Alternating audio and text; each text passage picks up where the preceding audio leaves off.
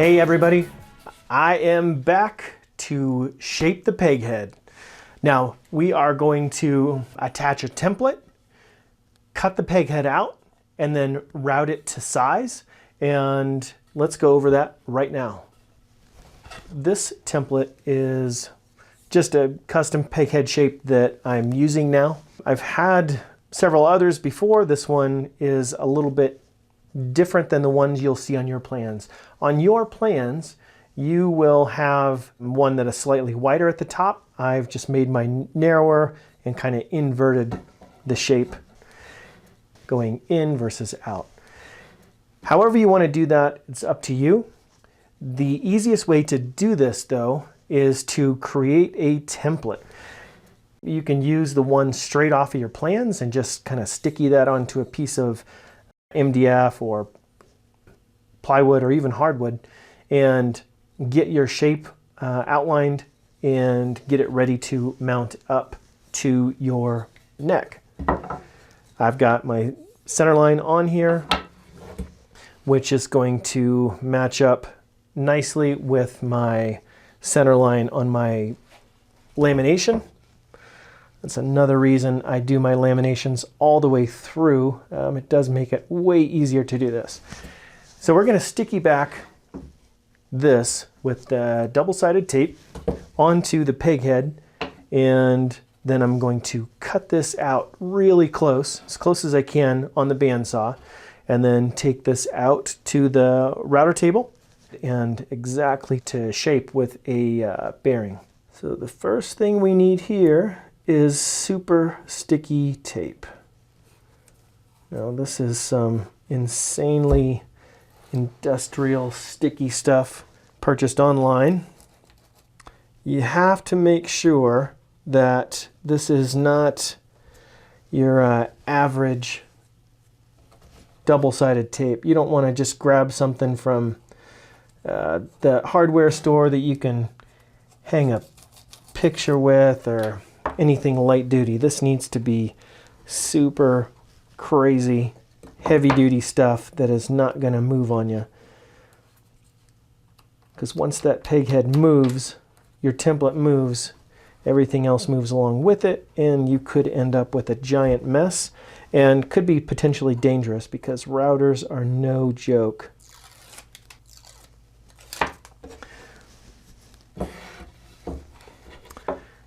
Now make sure that when you put this on, you've got this aligned exactly where you want it. Because once this tape goes down, if we need to pull it off, we just have to retape it. Because we do not want to have any errors with the sticky tape, having to pull it off and then try to put it back on. That's just not going to work. It'll loosen up way too quickly once you remove it. Okay, I've got this lined up exactly where I want it. Now, give it pressure.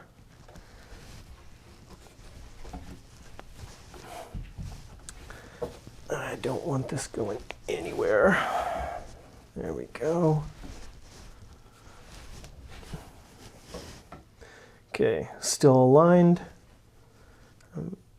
That is not moving. Good. All right. Now I am going to take this to the bandsaw and cut this outline as closely as I can. And what I'm going to do here is once I get here, I'm going to start a little further out and kind of come out this way. If I don't cut this relief in here and waste this out on the bandsaw, if I just came straight out the side with the bandsaw, what could happen on the router table is that once I came in wrapped around here and the router bit hit this, it could potentially cause some issues. And besides, you can see this is much higher and I'm going to run into problems there anyway, so I'm going to waste this out. Same thing on this side. Come out. All right, so this is ready to cut.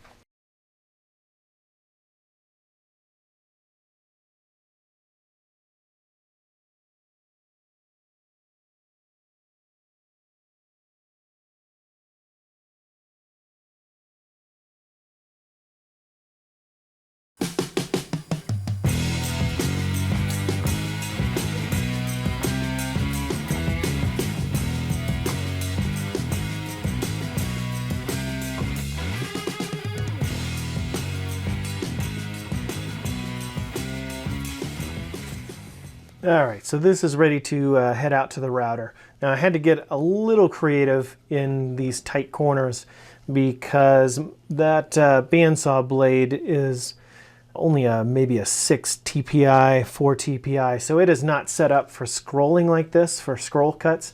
I should have just switched out to a 10 or 14 TPI blade to get be able to scroll that a little bit better and get those tighter radius, but I was able to get that pretty close. And the reason I wanted to get so close on these and really get as tight as I could without actually getting into it and damaging it is just to create less work for that router table. The less work for the bit that there is, the safer it is to use and the less chance of it getting ripped out of your hands or really digging into the peghead template. There's a few things I want to do to make this as safe as possible because routers can be really dangerous. I use a router pin, and this acts very much like a fence. So you get your piece up against that pin and then feed it into the bit and the bearing. Now once you have contact with the bearing, you can come off of that pin, but the longer you can stay in contact with the pin and the guide bearing, the better off you are. And the other thing I'm going to do is I've got this that I will use to hold the peg head down and get my hand well away from that so that I can guide it through and not have to have my hand down into there. So those are a couple things that I would highly suggest doing if you're using the router table. Super dangerous, and the more steps that you can do to be safer, that's much better. With no further ado, let's get into this.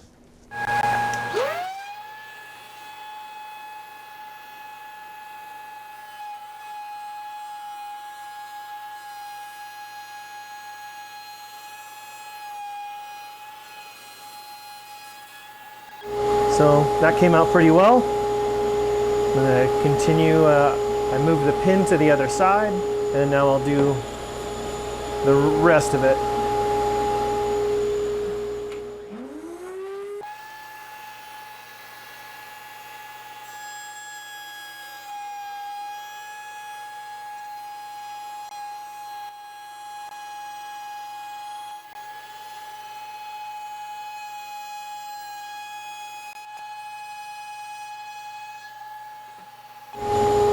All right, that part is finished. Now I'll peel this off and then we can taper the neck. Now we need to drill the holes for the tuners in the peg head. And if you have your 10mm drill bit still in the drill press from when we drilled the tenons, then you're in luck because we need the same holes. I have my holes pre-drilled into my peg head template, and what I'm going to do is just get this in there, and I'm going to push a hole in the peg head itself and just mark it with the brad point bit. I'm just going to push it down and kind of jam it into there.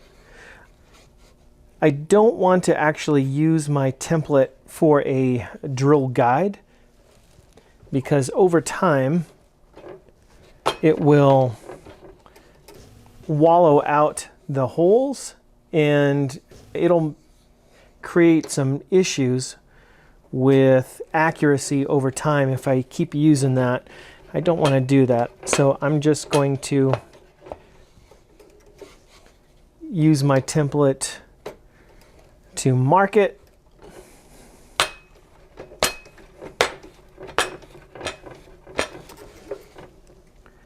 Looks like I got one more.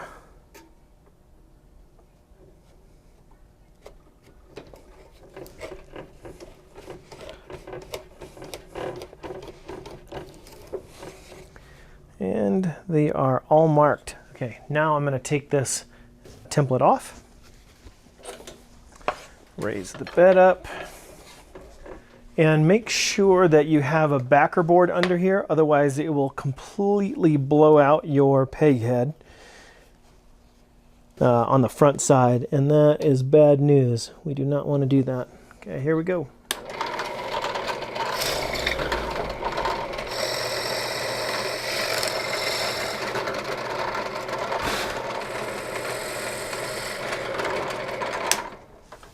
There are the tuner holes. Got a little bit of blowout. The nice thing is that ebony does epoxy or repair itself pretty well with black. You'll have a little bit of a gloss issue there. But when you do this, if you don't move your backer board each time so that there's fresh wood directly underneath each of these tuner holes, then you can get some blowout, and that's what happened on one of these. But I'll be able to repair that easily enough when we get to that point. Now we can move on.